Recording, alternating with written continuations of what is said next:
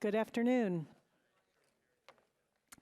I'm Bryna Craw, and I'm president of the American Mathematical Society, and it's my pleasure to introduce the Josiah Willard Gibbs Lecture. The Josiah Willard Gibbs Lectures were established in 1923 to show the public some idea of the aspects of mathematics and its applications. They are named in honor of Gibbs, who died in 1902.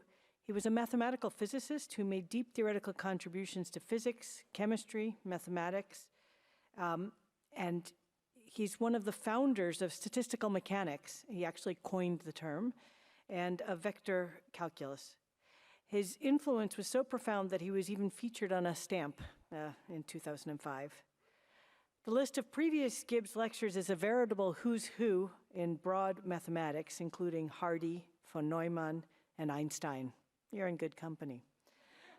So it's my pleasure to introduce Suzanne Lenhart for the Josiah Gibbs Lecture. Suzanne is the Chancellor's Professor of Mathematics and Cox Professor at the University of Tennessee, Knoxville, and is well known for her work in partial differential equations, optimal control, and mathematical biology. She has won numerous awards, including being a Fellow of SIAM. She was named that in 2011. She was a Fellow of the AMS in its inaugural class in 2012, and a Fellow of the Association for Women in Mathematics in its inaugural class in 2017. She's had over 30 doctoral students and is in high demand as a lecturer throughout the world. She works as well tirelessly to serve the profession and has previously served as president of the Association for Women in Mathematics and was the Associate Director of Education and Outreach at the National Institute for Mathematical and Biological Synthesis. Please join me in welcoming Suzanne.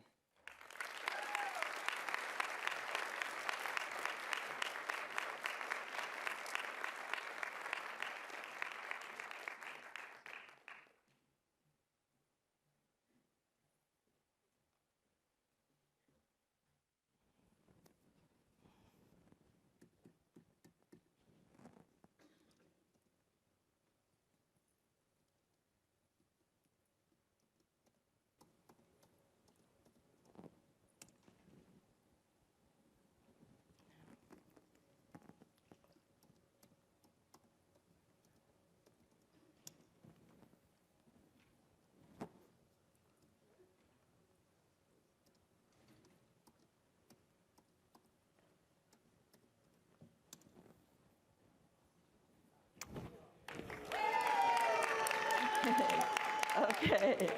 All right.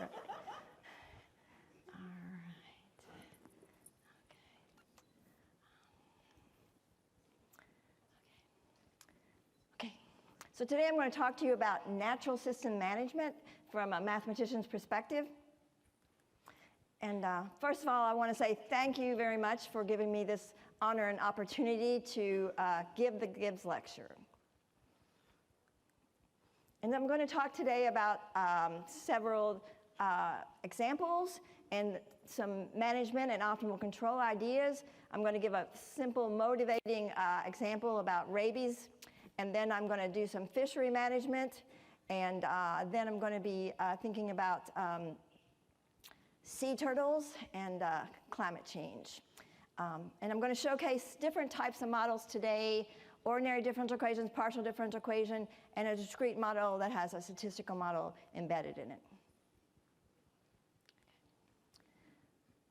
So modeling is a key tool to inform management of ecological systems, and especially in natural resource management. And you can think about ecology, bioeconomics. And I'm going to just mention a few types of things. I work on a variety of types of things just to give you some ideas. Modeling things like managing wildfires in national parks, thinking about choosing therapy for Alzheimer's disease, modeling beavers, and also controlling and thinking about modeling cardiopulmonary resuscitation. And one thing that's really helped me in my career is working with a variety of people in a variety of research areas, and, ranging from people, for example, colleagues in economics, a turtle biologist, also, for example, a medical doctor, someone in a vet school, and also at the Oceanographic Institute. But I want to think about that I have frequently been using management, using optimal control. And so basically you could have a system of ordinary differential equations, partial differential equations, or discrete time models. And you want to think about how to manage this system. And you want to think about what are you going to control in this system and how are you going to do it. And so you want to think about a goal. And so when you think about a goal, the goal will be have things like different types of factors, opposing factors, and you want to think about how to design that. So it can be a trade-off, for example, between the benefit versus the cost. And it might be just something as simple as maximizing profit, which is like revenue minus cost. And one could, design things where you could design a model and set it all up, and you can derive necessary conditions for the optimal control.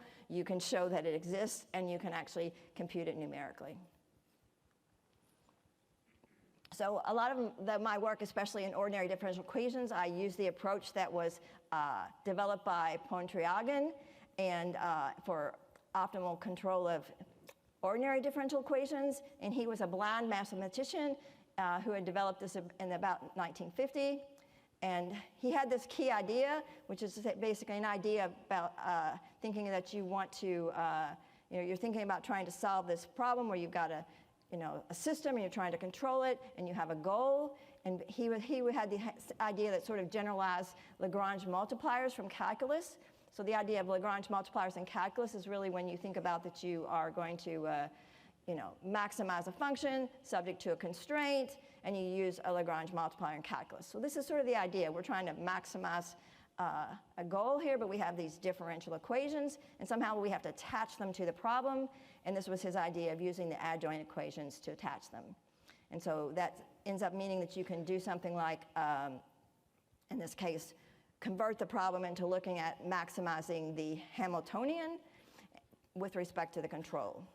And so you see down here at the bottom here, we have the Hamiltonian. We have the Hamiltonian. It's formed out of the integrand of your goal function in the simplest case, plus the adjoint times the right-hand side of the differential equations. So I want to just state like the simplest case here, and this is a problem which you have a control H, piecewise continuous, and you have an associate state variable called capital N, and you're really going to maximize this integral. So when you think about it, it's just maximizing this integral, and it could represent whatever you're thinking about. It could be maximizing yield, or it could be minimizing new infected cases, and you have this subject to a simplest case ordinary differential equation. And so if you think about this, a simple way of formulating Pointryag's max problem, just trying to make the simplest version, not really putting all the assumptions, but the idea is that it characterizes the optimal control in the corresponding state. In this case, we'll call it H star and N star. You actually have to know that an optimal control exists before you use this, which is usually okay in our cases. So you form a Hamiltonian. So when you form the Hamiltonian, you're thinking about the integrand, which is the f in your goal function. The adjoint is lambda, and g is the right-hand side of the differential equation. This will give you the fact that the Hamiltonian is maximized with respect to the control at, in this case, H star. And also it gives you an explicit characterization here. You get the formula for the adjoint differential equations, and you also get a characterization through this maximization. And so that's really for ordinary differential equations. Today I will also be talking about some partial differential equations, and really that point, that theory has been extended through partially at the beginning through J.L. Lyons, and really it's sort of extended. You really actually need some PDE a priori estimates and convergences and weak solution spaces to make sense out of all that. So the first example I really want to just give as a motivating example is about rabies in raccoons. And when we want to think about this is that this is going to be a transmission of rabies through the bite of this raccoons. And the raccoons are the primary terrestrial vectors for rabies in the eastern United States. So what we're going to do is try to think about how to distribute baits. And what I mean by baits here, when you look at this picture of the raccoon, this raccoon is eating a bait, and inside the bait is the vaccine. So we were studying at some point how to distribute baits. And just to give you some idea, like I live in Tennessee, and so in a city like Chattanooga a few years ago, they would distribute in the, say, downtown Chattanooga, that area, 200,000 baits in a summer because of the raccoons in that area. So, so it's a big problem in certain areas. And, but it's really a medical problem and an economic problem. And this is a graphic of the distribution of reservoirs for rabies. And you can see that if you look here, you can see right here with the green states along the coast, this is where the raccoons were mostly at that time. You might, if you're worrying about reservoirs, I'm actually just talking about terrestrial reservoirs in this case, in particular raccoons. But if you're thinking about overall, you would think about bats, because bats really are the ones that are mostly carrying, but they're mostly carrying rabies in the United States. So when we start working on this, we started thinking about trying to manage this, and we really started to work to build it up from a smaller system on up to more complicated, and we did several layers. We first did a discrete time grid. So when we first did it, it was like a discrete time grid, and it was just like like 20 boxes, and you had raccoons moving around. So we did a very simple case about that and figuring out how to distribute the baits. Then we did a model which is ordinary differential equation. So, and then we had discrete patches and thinking about the distribution. But then when we got to think more about raccoons, we knew that raccoons actually don't give birth all year round, and it really matters like when is the birth pulse happening in terms of the relationship, in terms of when the outbreak of the rabies happened. So we actually studied that in particular, and we put in the birth pulse in the spring part of the year and try to see how that affected our controls, and it definitely did. So,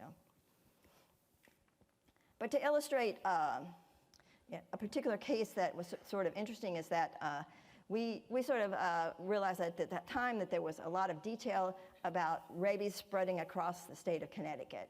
And so we actually worked on building a partial differential equation model that modeled rabies spreading across a corner of Connecticut. And so this model that we have right here, you can see that this is parabolic equations. And just to show you a little bit about this, so you have an infection term here, which is beta SI, and it's moving them from susceptibles and then down to here, down to the infecteds. So this is a model that's got susceptibles, infecteds, and R here is standing for immune, and that's immune because they're getting the vaccination, so they're getting the vaccine. And so in this case, the term here with the V for vaccine, that's the term that's moving some of these susceptible raccoons down into the immune class. And in this case, in general, most of the time, all the raccoons that are infected are going to die.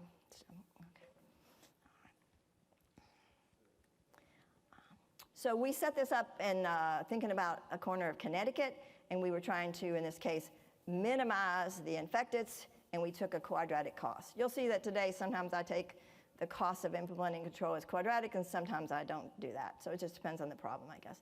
But the idea, this was based on a corner of Connecticut, so when you look at the graphs, you want to think that, we put a river in there and we put a forest in there because that was what's going on in Connecticut. And it was a generalization. It came about somewhat with this paper down here by Smith and Lesriel. And we actually wrote several papers with Lesriel at that time, so we were involved with the whole thing of studying the raccoons and the movement. One important thing is that raccoons are not just spreading across a landscape. They don't just like slowly move across the landscape. What happens is they like climb in a garbage truck and they go across the state, right? So we had to take that into account, right? So when we talk about long distance, translocation, that's really a raccoon, getting in a truck and going somewhere. So we had to take that into account and model that. So, okay.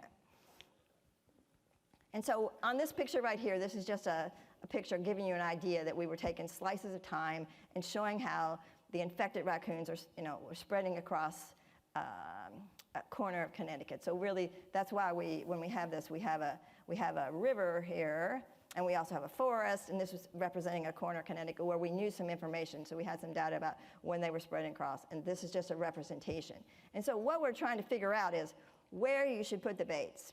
And we also wanted to worry about the translocation happening. So in the next slide, I'm going to show you a graphic where it took into account that we knew there was a translocation. And so you see right here in the corner, right here, you can see that somehow there was a lot of vaccination going on because of infected raccoons on one side of the river, but somehow way over there, there were other infected raccoons. And so we had to do vaccine in terms of the model, had to get the vaccine over there also. And the model, the numerical model, naturally did that because they were inserted into the equations. And so in this case, you see that when you go across here, you can really see that you can put the vaccine and how it spreads across, and that really eventually you can slow down the vaccine. And this is right here is joint work with Rachel Nealon. And she was actually the leader on this one. So, okay. But the point is, we're really trying to show where you should put the baits, and it should depend on the habitat, and it should depend on the disease spread. Now, what I've worked on a lot in recent years is fishery models, and so I'm going to talk about fishery models next, and try to start with a very simple case and build up to that, more complicated cases. So we want to think about that, managing fisheries is important because it's a large source of protein, across many, many populations.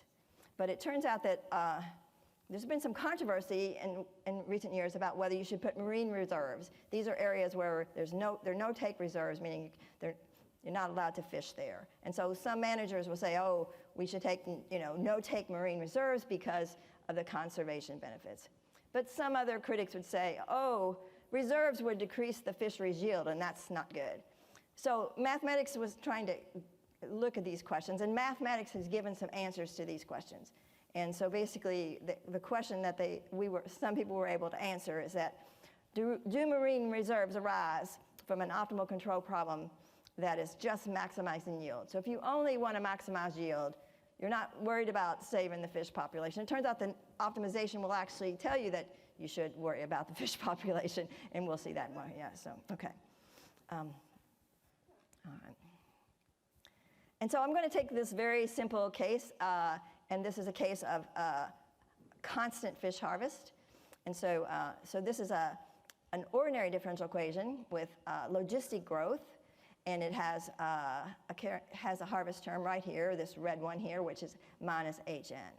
So just the simplest case is in sort of a bioeconomics question is, what should you do in the long term if you're going to try to think about this system going to some stability, going to some stable points? And so what you do is you look here and you've got two equilibrium, and one is 0 and this other non-zero one, and we'll assume that the harvest rate is low enough that you actually get a positive equilibrium. So you want to think about what's the maximum sustainable yield you can do. Now what does that mean, maximum sustainable yields? We're thinking about equilibrium, we're thinking about maximizing yield, and thinking, well, maybe we can do this with calculus because we're trying to find H, and H is going to be a constant.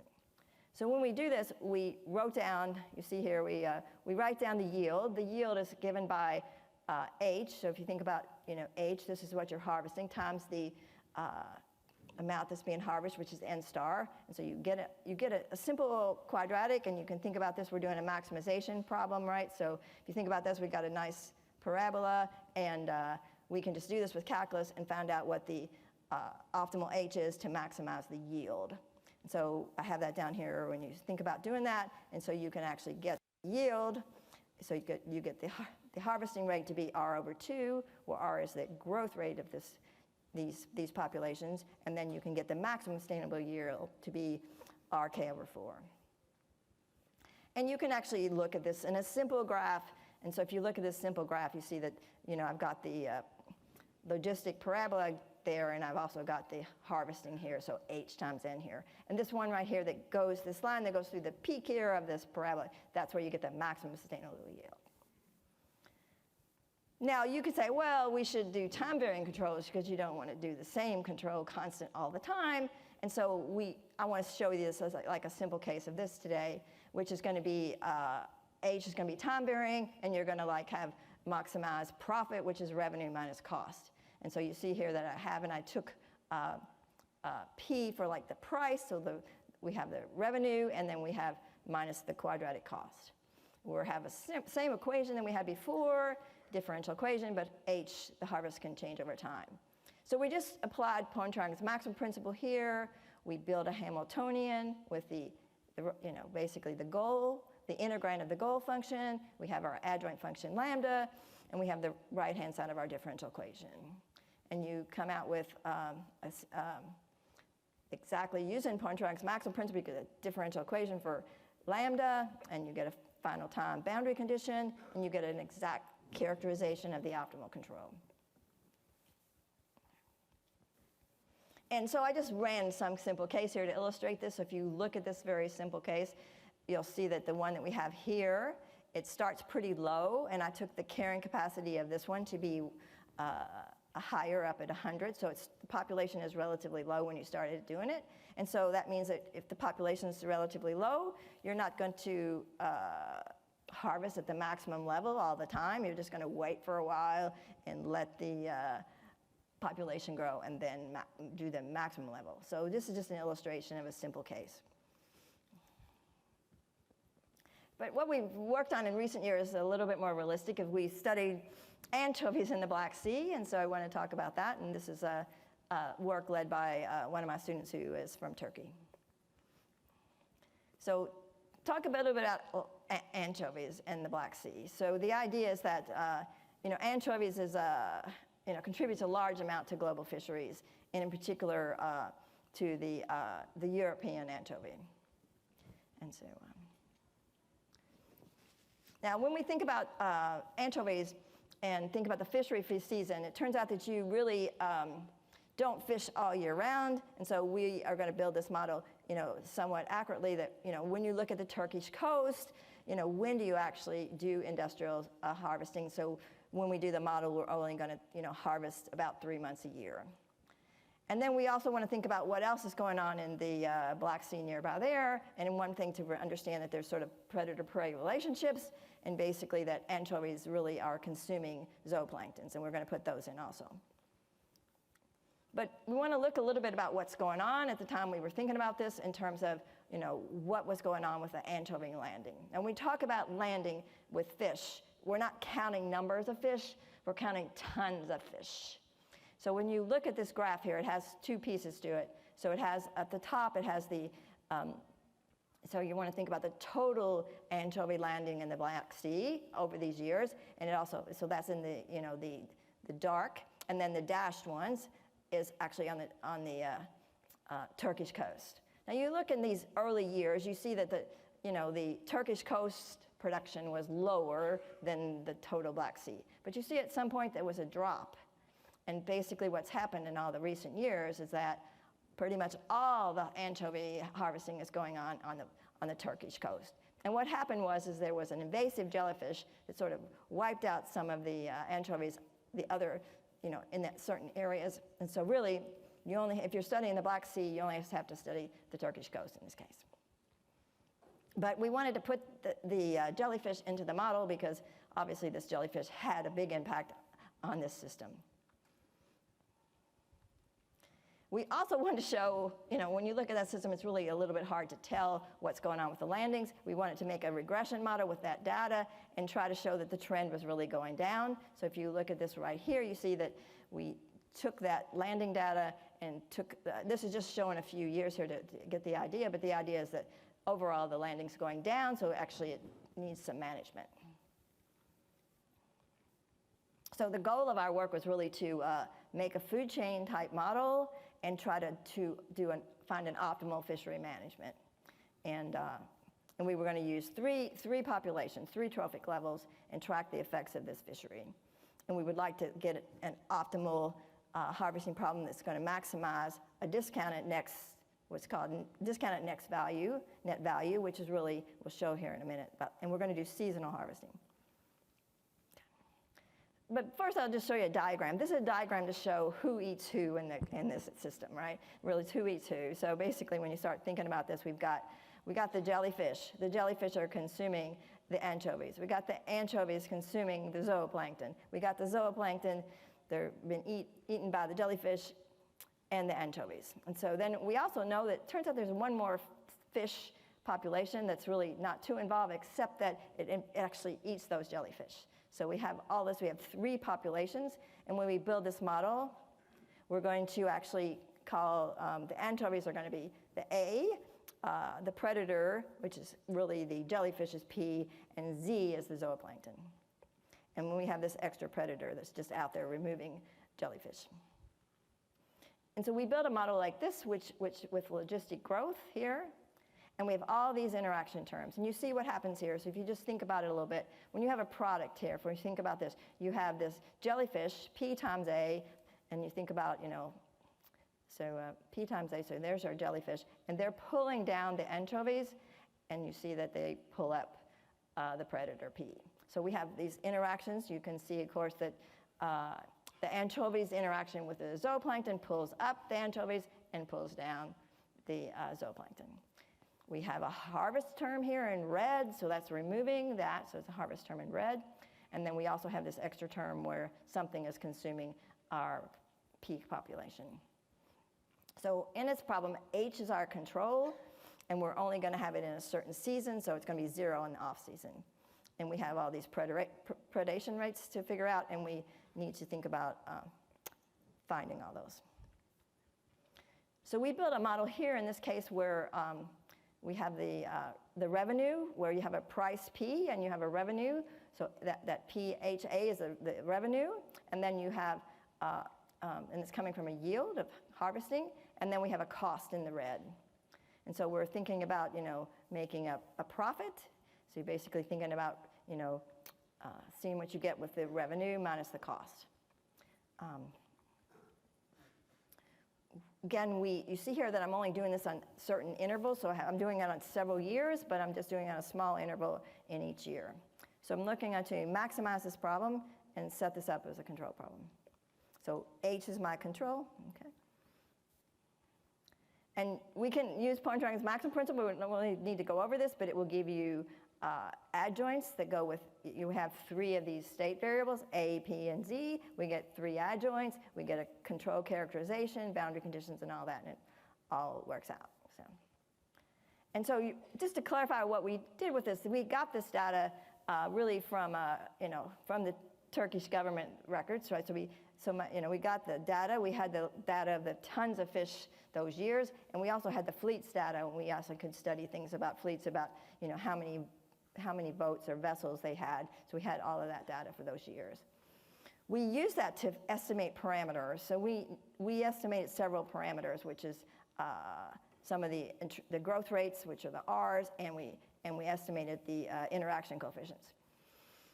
We didn't worry too much about the, in this case, the carrying capacities, because we knew that the populations were sort of below their carrying capacity. So we took large carrying capacities not to worry about that.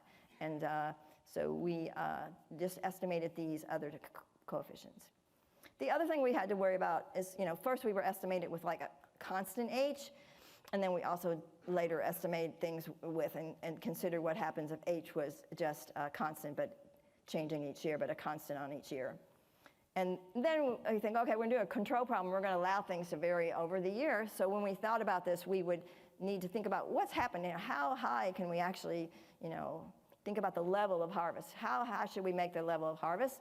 And so we did a stability analysis, and you'll see that when we did this, we didn't want the anchovies to collapse. So basically, we took an upper bound in the control of 0.35.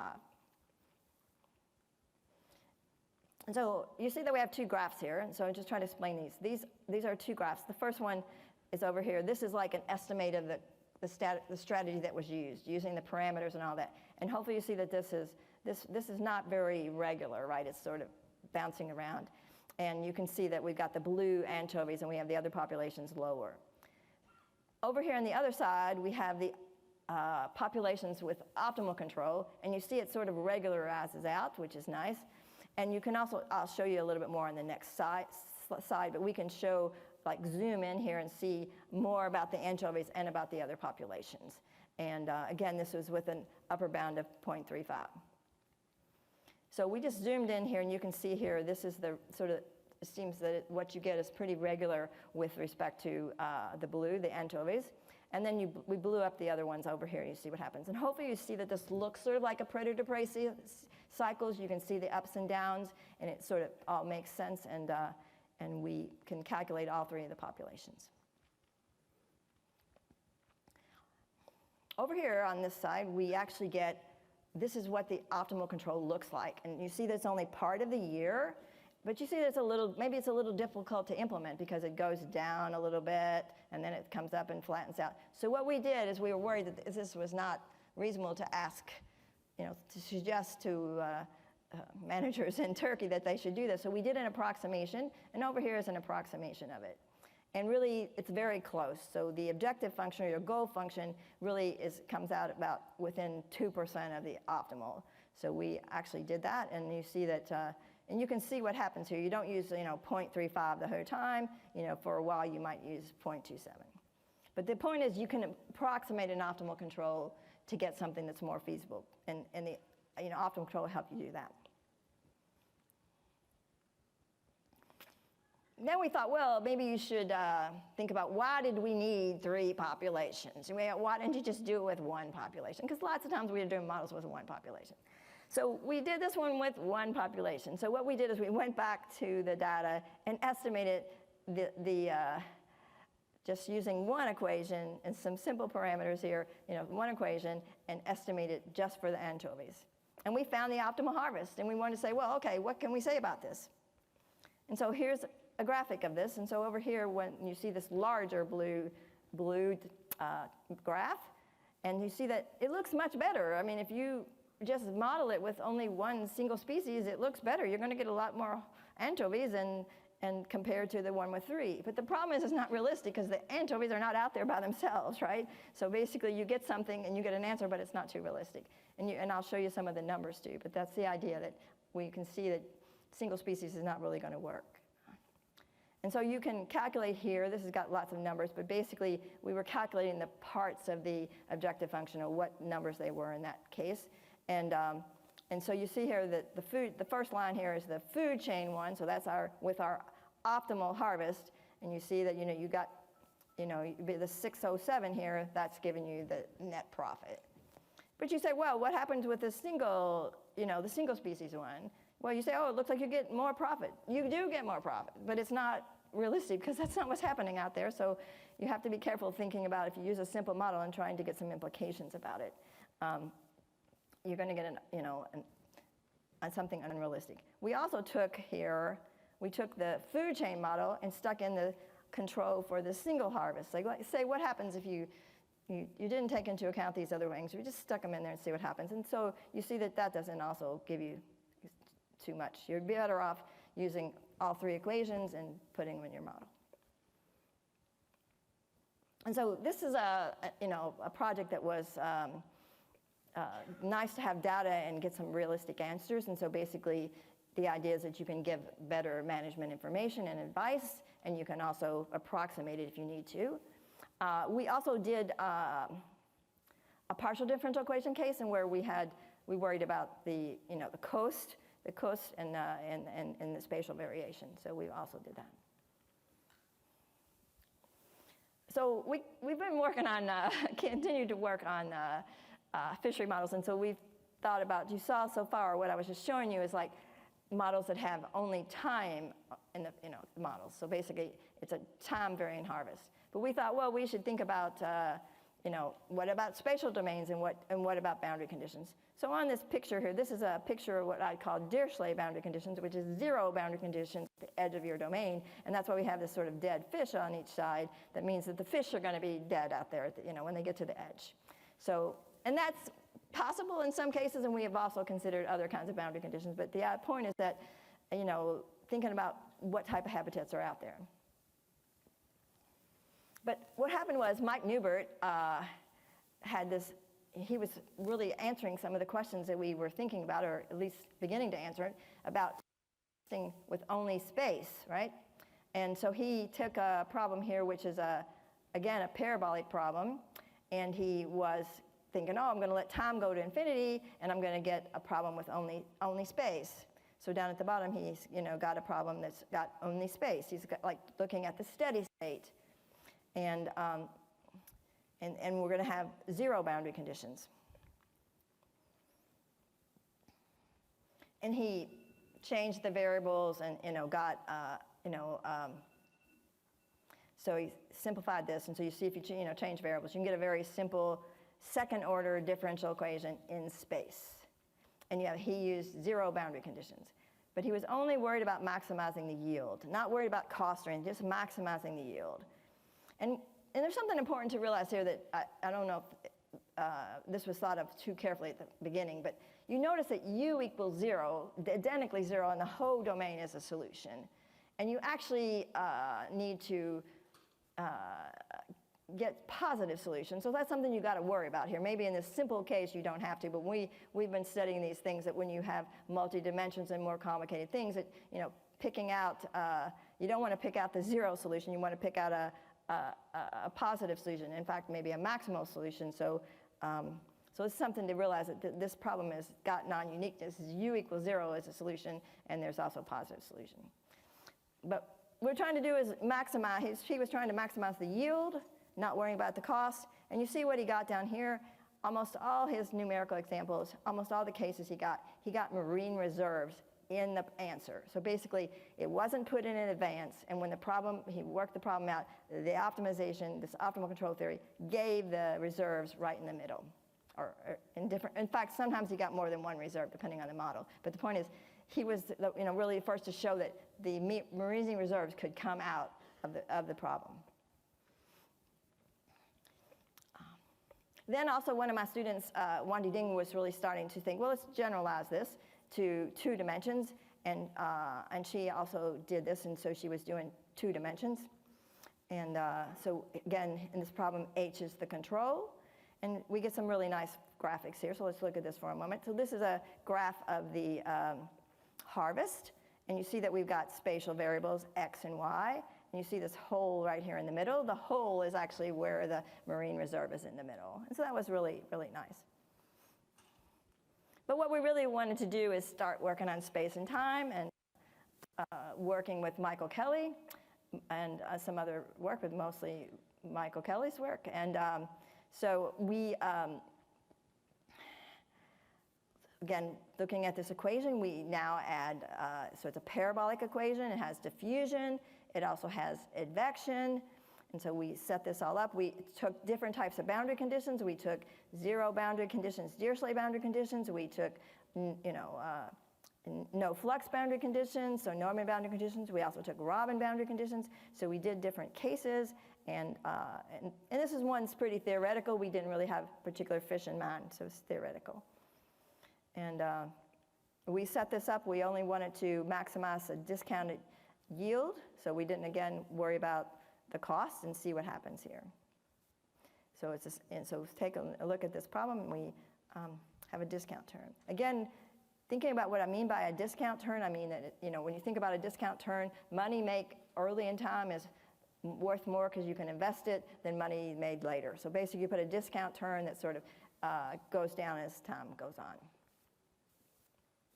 Here's just an example of one of these. So basically, this one here is where the state is over here first, and so you see you have a x in time, and then right here is what you would call the control. And so in this case, it's actually a bang-bang control, because you see that the white is the upper bound. It's when the control is at the upper bound. Harvest is the maximum level, and the black is no harvest, which is a type of marine reserve in the middle of the domain for part of the time. So this is the basic one here with no advection term. And it has, so it has different types, and also we studied different types of boundary conditions, and if they were more realistic, you would get larger yields. But if you put in advection, which means there's a shift, right? The population will be, it's like a movement for, a direction that could be like, for whatever reason, the fish could be properties of the water or property of the stream, whatever you're studying, but they're going to have a directed movement. And so when you have directed movement, it sort of the marine reserve moves also. And this naturally comes out of the optimization. So it's pretty nice. Here's the reserve. It's sort of moved over because you've got a directed movement of the fish. They're moving more in a certain direction. We also worked on the idea that fishery models, and think about that, we should think about including the damage to the habitat. So basically, fishing practices cause damage to habitats. And so we tried to think about how to represent that. And this is our first work on that, and we're still thinking about that these days. But the idea is that when they're doing these fishing practices, you know, they damage the bottom. Basically, they're damaging the habitat. And so we built a problem where you had, in this case, a parabolic problem for the fish stock, and it was called U in this case. We had a logistic growth called G. When we say logistic growth, we have a carrying capacity, but now the carrying capacity depends on K, which is like a habitat resource density. So it's basically the quality of the habitat. And we still have diffusion, advection, and we still have a harvesting term. And we have a general boundary condition. But we have an equation for the resources, for this habitat. And you see what happens to the habitat. So down here, we were showing that, again, the harvest is denoted by H, and you can see that you can actually have this carrying capacity that's affecting our growth of the stock. But down here, the habitat is affected. So basically, the habitat is represented by K, and the harvest pulls down the habitat. So somehow, doing too much harvest is decreasing the, in this case, decreasing the quality of the habitat. And we actually used a simple logistic term here for the growth here, and we did a general boundary condition. The other thing I want to say is that we took a small diffusive term, and we're working on being more careful with this and actually removing diffusion these days. We actually also worried about not only, in this case, maximizing harvest and making a profit, we also wanted to maximize the quality of the habitat. So it's a playoff between two things, and we got some interesting results, but I couldn't show all of these today, but I'm just saying that that actually makes some things very interesting. So the last thing I want to talk to you today about in some depth is talk about turtles. And so I've been really excited about working on loggerhead turtles. Recently, loggerhead turtles are really, really big sea turtles, right? And so I want to just point out that there's this sort of fundamental paper that actually made a big effect on these types of turtles. And so there was a decline in the populations for years, and they were trying to figure out what happened, what's happening with these turtles. And this paper with Krauss, they looked at they built a matrix model and looked at the coefficients and the survival rates, and they were able to do a sensitivity and see that you didn't really have to worry about the nesting, like that you didn't have to worry about what the eggs on the beaches. What was really going wrong with these turtles was the juvenile survivorship. And the reason was the turtles were getting caught in a lot of fishing nets in Florida, the type of fishing nets that were used at the time. So this work recommended that they put in turtle excluder devices, and this has worked. It's quite amazing that, that this was, theoretical work with, of course, using it was, mathematical results, but they gave good advice, and it actually affected an industry. So it was quite interesting. And so this actually, had resulted in successful use of these turtle excluder devices, and they're called TEDs. But we're turning our attention now to a new problem with turtles, is the temperature. In fact, the temperature is increasing because of, climate change. And this started as it was an undergraduate project and summer research experiences at NIMBIOS. And there were 3 undergraduates, the first 3 people listed here. And there were some other people involved, but one person, so three sort of people from the Knoxville area. But really, our main person that was really important here was Jeanette Weniken, who was our turtle biologist from Boca Raton. And so we were trying to look at this and build a, we had a lot of data. We built a statistical model, again, relating survival of hatchlings of turtles to temperature.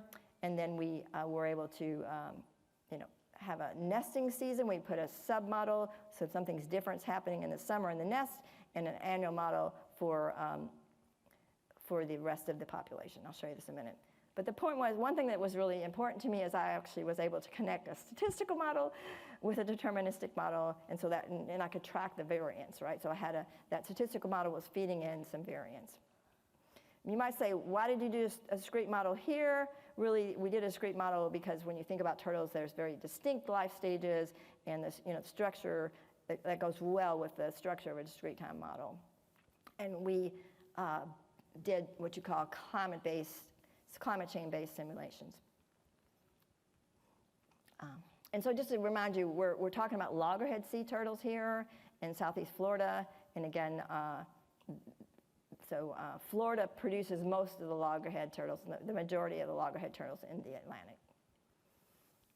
And so what we were doing is trying to, first of all, investigate with statistical model the effect of elevated temperatures on loggerhead turtles' clutch survival. When we mean clutch survival, it means when the hatchlings are coming out of the nest, the survival of the hatchlings coming out of the nest from the eggs. And then we created a discrete predictive model that is going to show you what happens when these effects on the hatchlings propagate through the population to the juveniles and adults. And so this is a sort of a type of hybrid model. It's got a statistical model attached into a discrete model, and the discrete model has 2 time stages, so 2 time scales. And so we're going to show you this model a little bit. So basically, you want to think about this. You have these adults at the beginning of a summer. They're going to lay eggs, and then you're going to have hatchlings coming out of the eggs.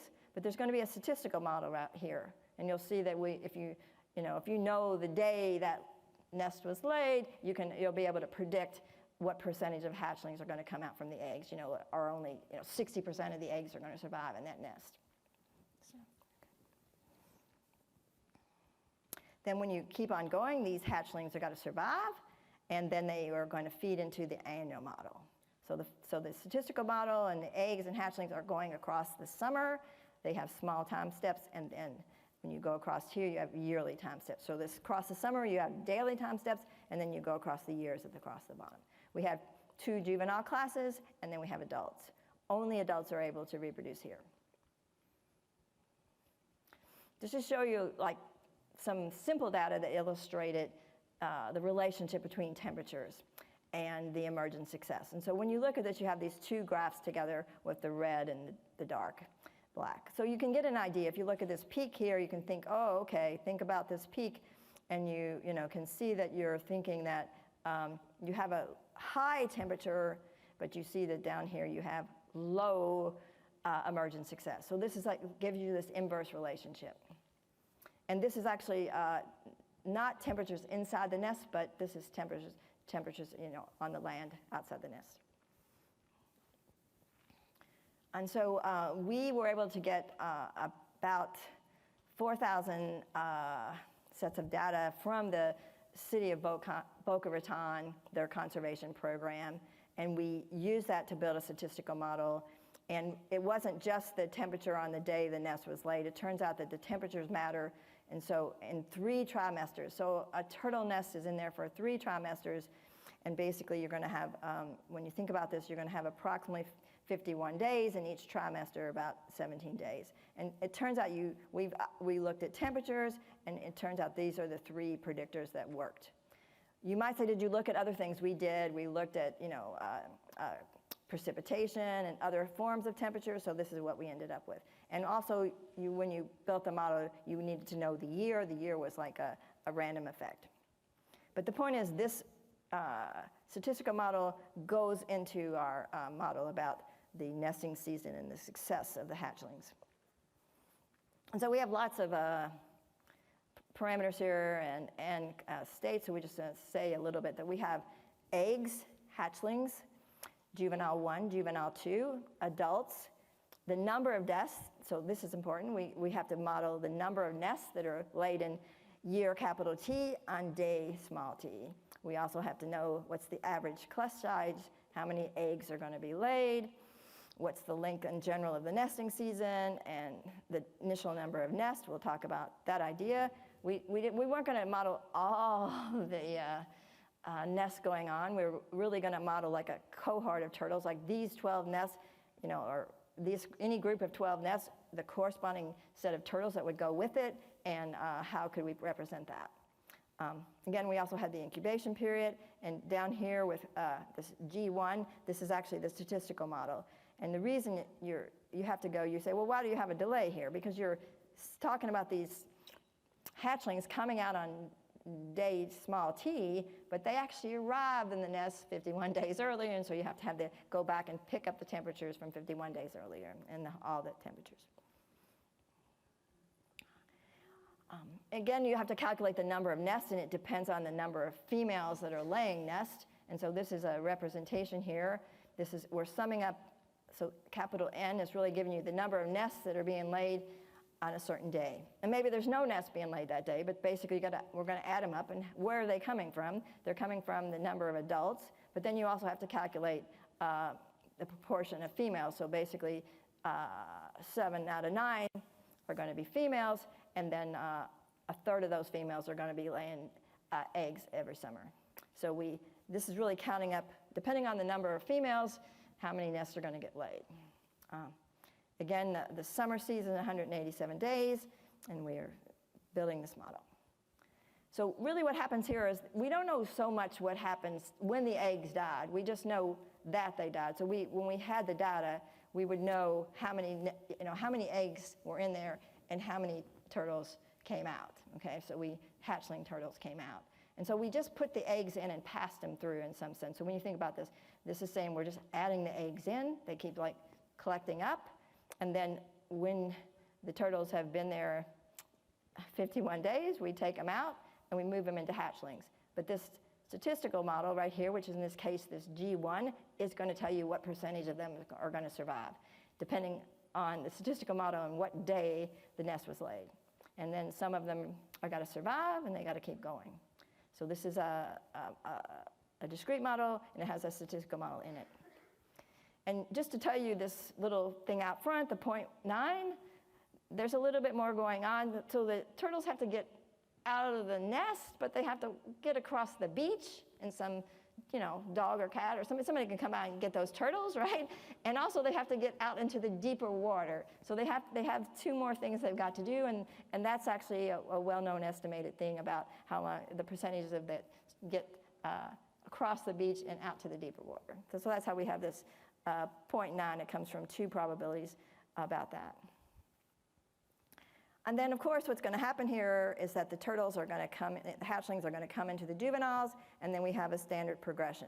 You have juveniles, some of them survive and stay in their class, and then some of them survive and advance to the next age class.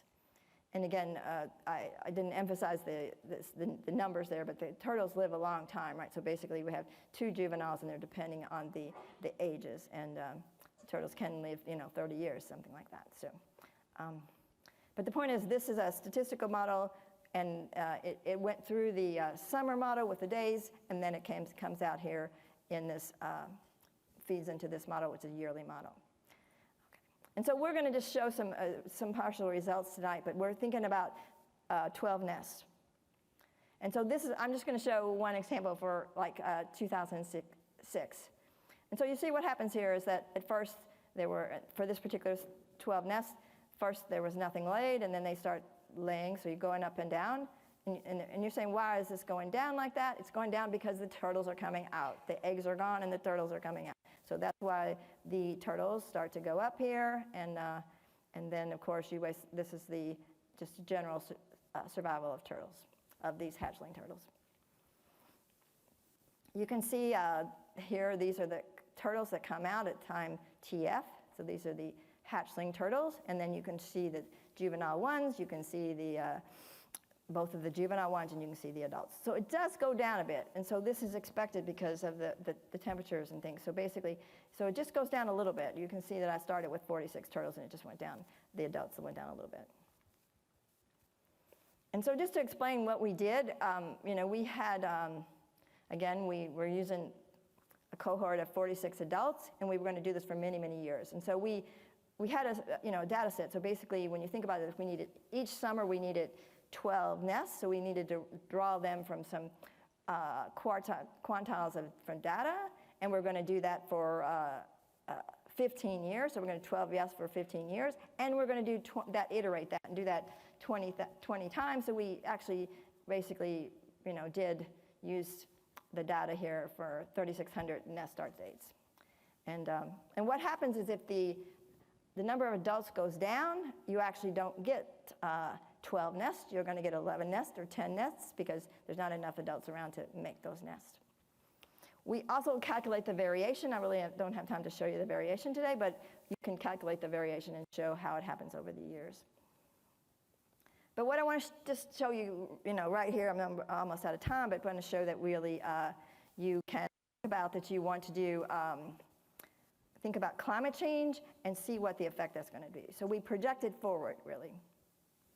And so this is the projection forward. We use the climate change that's been predicted for that area, so basically a small increase each year, and you can hopefully see what's going on. This is going to be projected forward for many years, and you see that, of course, the hatchlings are going down, everything's going down. But one thing you can judge it by, the adults have gone down a lot. And so, when we think about managing things, I know we feel like we've got to manage climate change, but we also got to think about how we're going to save the turtles. So, and so there's, we've, given some information about thinking about, how we're going to make a plan to conserve the turtles, and we've, at least we're able to show that you can, show some reasonable prediction for the turtles, and maybe we could have more. We had a lot of data about the hatchlings, but maybe later we could have more data about the other classes. But one thing we want to talk about, just to realize this, that the turtles actually are affected by the temperature, and the turtles are affected in their sex ratio. And we did not do that, and the reason is there's not as much data available for that yet, but maybe we'll do that later because the male-female sex ratio is going to be changed, and there'll be too many females possibly as the temperature is too large. So I wanted to say that I've had a good variety of former postdocs and students, and some of them are sitting here in the front rows, and I really appreciate that. So I wanted just to point that out. So anyway, and I want to point out this paper. It's a paper that we published recently, and it's a paper that actually shows case studies where the mathematical models had very big effects. So basically, they provided decision support, and it actually made a difference to managers and policymakers. And this one turtle about the, one of the examples in this paper is this turtle excluding devices, but there's other interesting examples in there that just, we wanted to highlight, some papers have had big effects on that, so, yeah. And when we think about the future, we can think about lots of things, but what we probably need to think about more is about linking human behavior, and we're starting to think about that. And again, what else can we do to model and think about how to manage the effects of climate change? I, of course, want to acknowledge NIMBIOS, and I have a lot of collaborators here, and I want to thank a lot of people who helped me with this. But this is actually some of the people who helped me with this talk, and I really praise people who watched and helped me, give me some input. And so I thank you very much, and I'm stopping here. Thank you.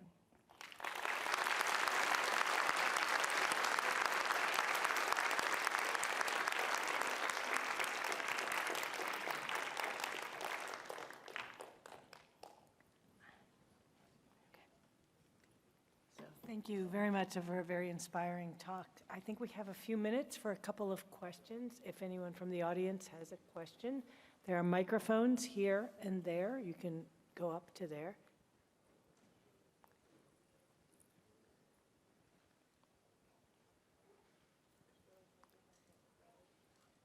Well, I was going to question. Yeah, or you could shout it from there and I'll repeat it.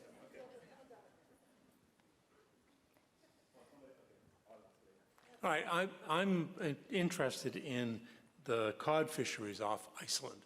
And it was a classic example of species collapse, which I believe has now been pretty much restored.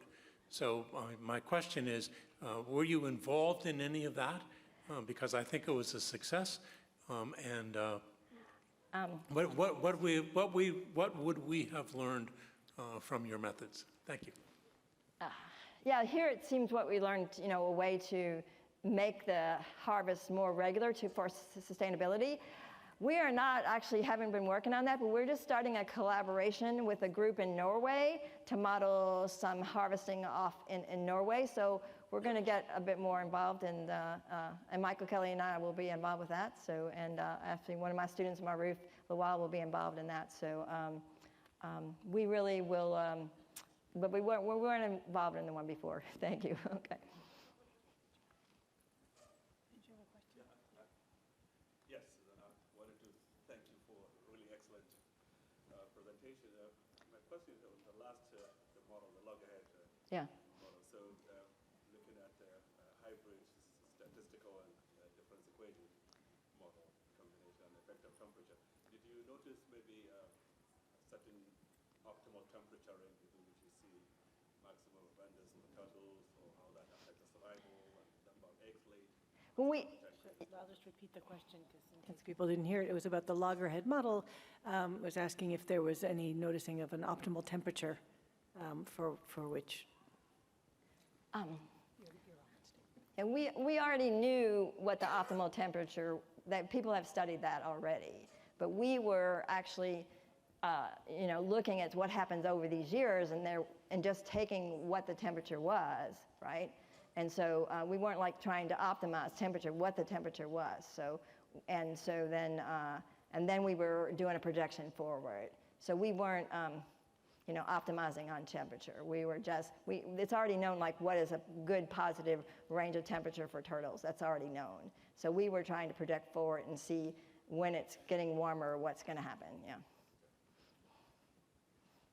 Okay, so let's please join me in thanking Suzanne again for an inspiring talk.